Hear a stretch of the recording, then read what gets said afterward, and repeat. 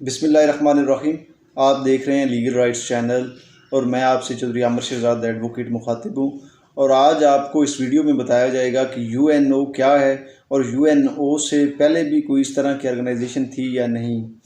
You N او ایک international organization ہے جس کے تقریباً 193 ممبرز ہیں ٹوٹل، اور انہوں نے مل کر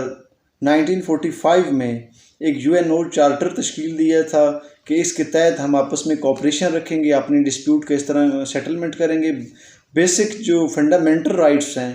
ان کی اویئرنیس دیں گے، اور وہ سٹیٹس جن کے اندر جو بیسک ہیومن رائٹس ہیں وہ نہیں مل رہے تو وہاں ہم سارے ممالک مل کر کوشش کر کے ان کو فنڈنگ کر کے وہاں کا جو لائف سٹائل ہے وہ بہتر کریں گے۔ تو یو این او سے پہلے دا لیگ آف نیشن جو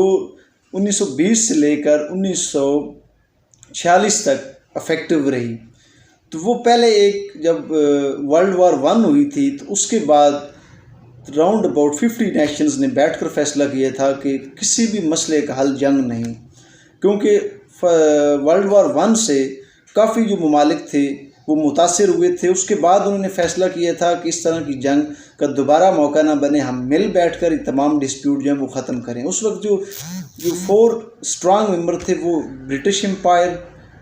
فرانس، اٹلی اور جاپان تھے، اور اس کے بعد باقی جو اسٹیٹس تھیں وہ بھی اس کی حصہ بن گئی تھیں، اور یہ 1920 سے لے کر 1946 تک افیکٹو رہی۔ درمیان میں اس ایشو یہ آیا تھا کہ جو بھی resolution the league of nation کی طرف سے پاس ہوتی تھی اس کے اوپر امپلیمنٹیشن یہ لوگ نہیں کروا سکتے تھے۔ تو یہی ہوا کہ جب جرمنی کے اندر ہٹلر نے ظلم سٹارٹ کیا تھا تو دا لیگ آف نیشن اس کے خلاف ریزولوشن تو پاس کرتی رہی، لیکن وہ کسی طرح بھی ہٹلر کو روکنے میں کامیاب نہیں ہوئی تھیں، اور اس لیگ آف نیشن کے ٹینیور کے اندر بھی 4-5 ایسی وارز ہوئی تھیں جو بالکل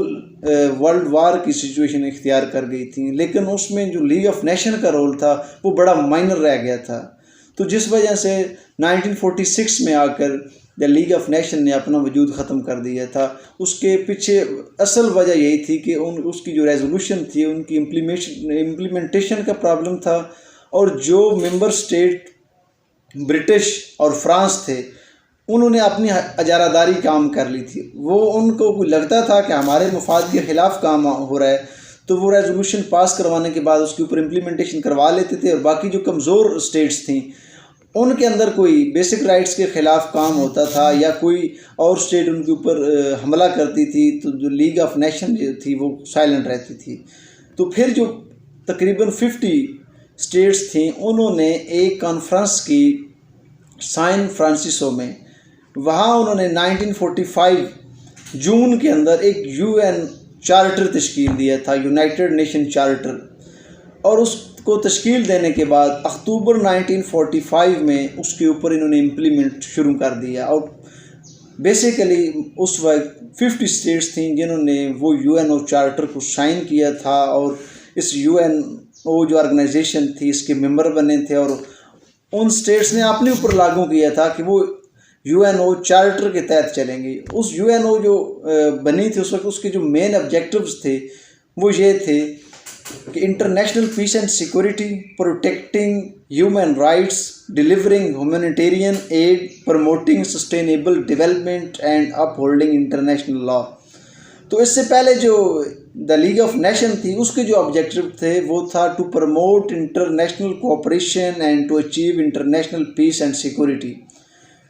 تو یو این او کا بھی بیسک مقصد یہی تھا کہ انٹرنیشنل لیول کی جو پیس اور سیکورٹی کا معاملہ ہے وہ مینٹین رہے، کوئی بھی اسٹیٹس کو کسی دوسری اسٹیٹ سے تھریٹ نہ ہو، اگر کسی قسم کا کوئی ڈسپیوٹ ہو تو وہ کسی ٹیبل پر بیٹھ کر اس ڈسپیوٹ کا حل نکالا جا سکے۔ تو اس طرح یہ یو این او جو ہے وہ 1945 سے لے کر ابھی تک افیکٹو ہے۔ اس کے 193 ٹوٹل ممبرز ہیں، ابھی 2 جو اسٹیٹس ہیں وہ انڈر آبزرویشن ہیں کہ ان کو ممبرشپ دینی ہے یا نہیں دینی۔ اس کے آگے فردر 6 آرگنز ہیں جس میں general assembly, security council, economic and social council, international court of justice, U N O secretariat, trusteeship council. باقی آرگنز کے کیا فنکشن ہیں، یہ کیسے کام کرتے ہیں، یہ آپ کو ایک اور ویڈیو میں مکمل ڈیٹیل دی جائے گی۔ آج آپ کو اس ویڈیو میں صرف اور صرف آپ کو یو این او کو بتایا گیا، اور یو این او سے پہلے اس طرح کی اگر کوئی آرگنائزیشن تھی اس کا مکمل آپ کو انفارمیشن دی گئی ہے۔ اللہ حافظ۔